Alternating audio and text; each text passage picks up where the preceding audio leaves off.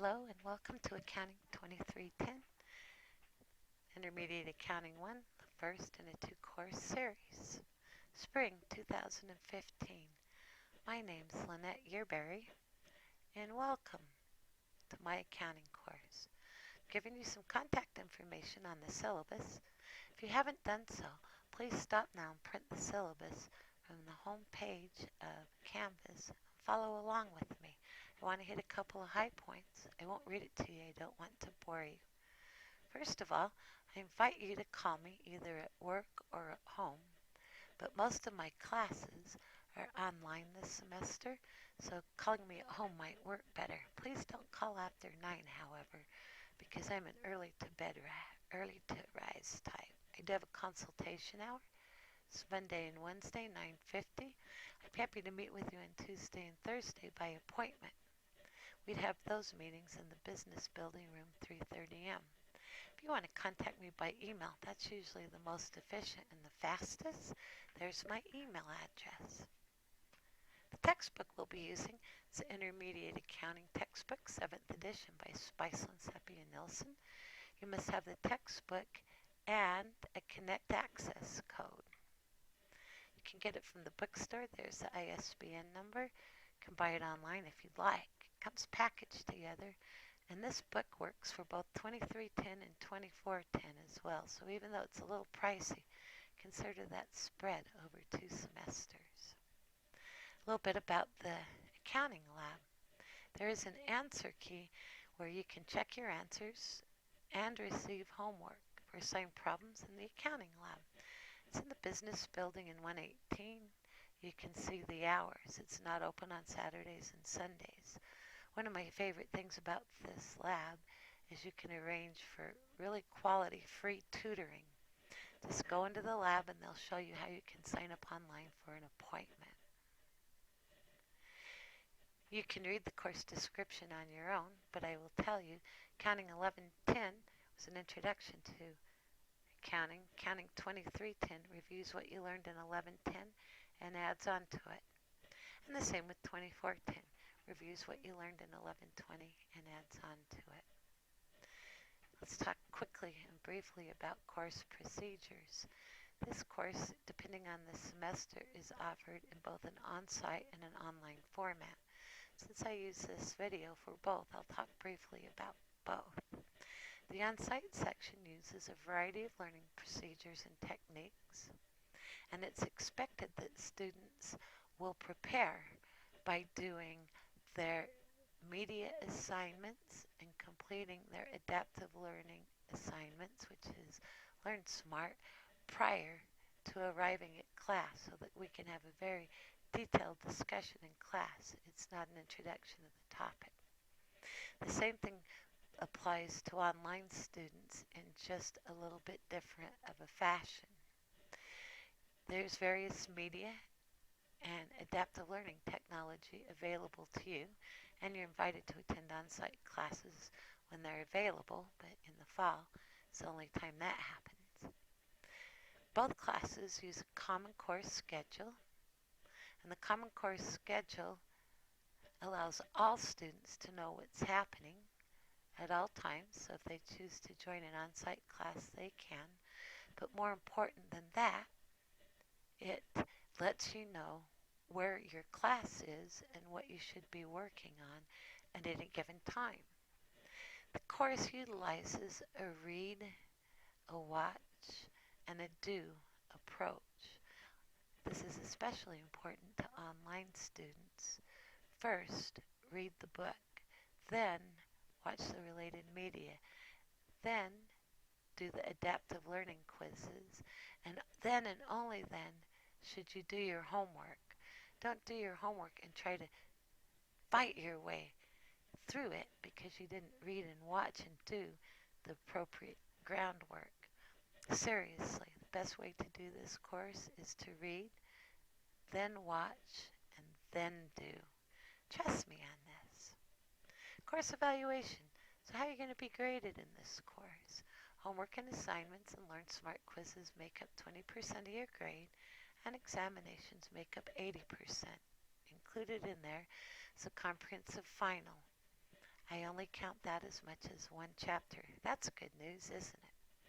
So, using those weightings, your grades are determined by how you do on the assigned homework and examinations, and then you're graded using this following scale.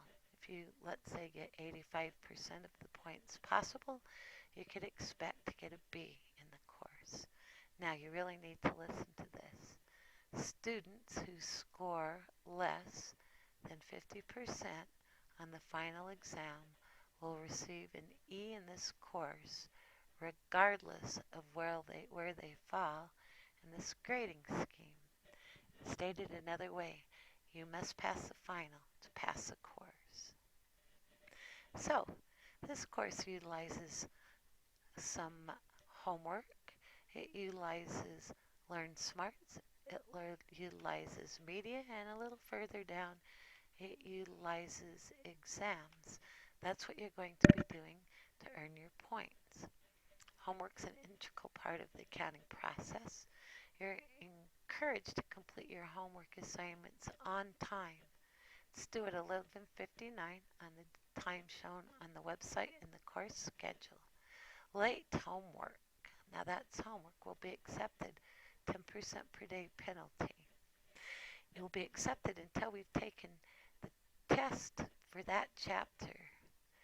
Once we've taken the test for the chapter, no homework for that chapter will be accepted after that time. It can no longer help you. Learn Smart Adaptive Learning Quizzes. On-site students need to complete those before class time, so before 10 o'clock on the day it will be discussed in class. Online students are encouraged to complete these prior to attempting your homework. They're due at 11:59 on the date posted on the website. Now you got to hear this too. They're graded based on completeness, not accuracy. You won't get credit for doing it at all if you don't complete 100% of it. And it must be completed by the due date to receive credit. No late Learn Smarts are accepted. This isn't me being a control freak. The technology won't allow me to assess a late penalty. It will allow you to access Learn Smarts after the due date for review purposes and to study it, but not to grade it, so no Learn Smart points will be awarded after the due date. Let's talk a little bit about media. I have prepared media for this class. I call them all podcasts. I prepared them for you. They're not talking heads prepared by the author of the textbook.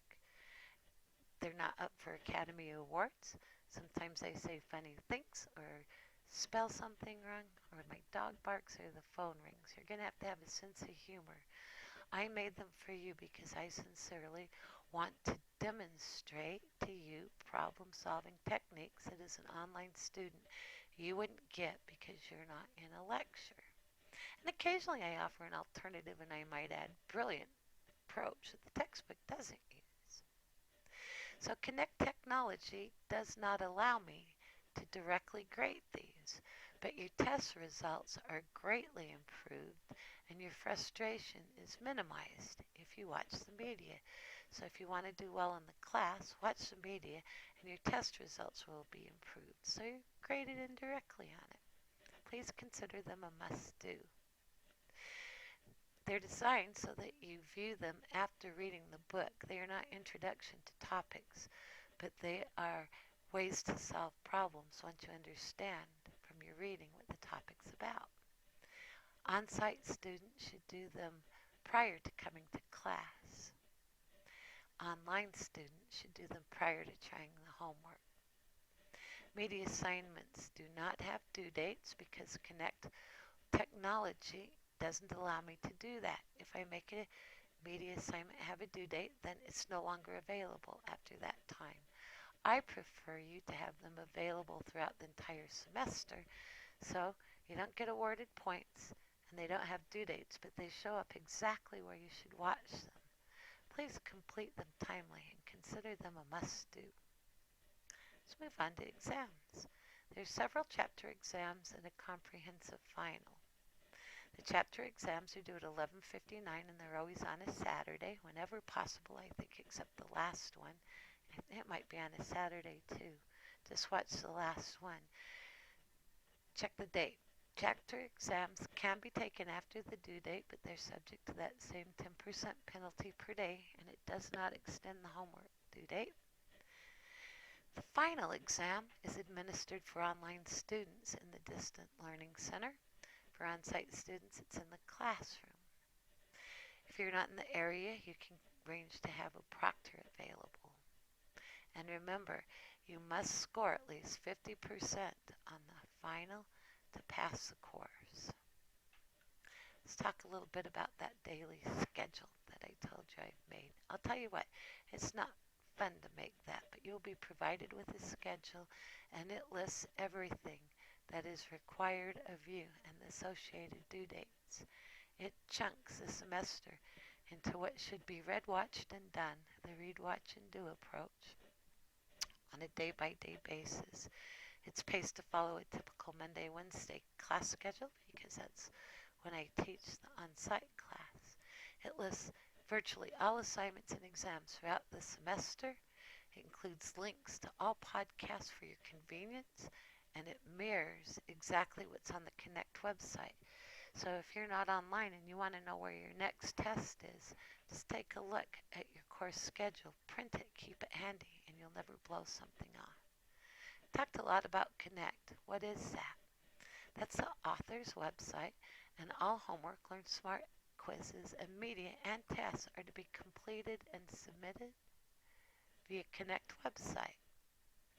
Connect is the author's website. Canvas is the college's learning management system. In this course, the two are paired together. You must access Connect through the Canvas modules every time you complete any type of homework assignment to receive credit, so you always must interconnect through Canvas. I've also put the solutions manual on the library in Connect, so you have a solution to all the problems at the end of the chapter. It's in the Connect library. Feel free to use it to help you master difficult concepts in homework. Some of your homework problems will be those exact problems. Some will be algorithmic versions. You're free to use that to help you learn. Work extra problems when necessary, and you can check your answers. Some of your homework is exactly like those problems, and some of it is algorithmic versions. Now listen to this. If you're in the habit of printing a problem and solving it by hand, and I think that's a great way to learn, once you open it, save it, and then print it, and that locks down the numbers, so the next time you open it, they'll be the same.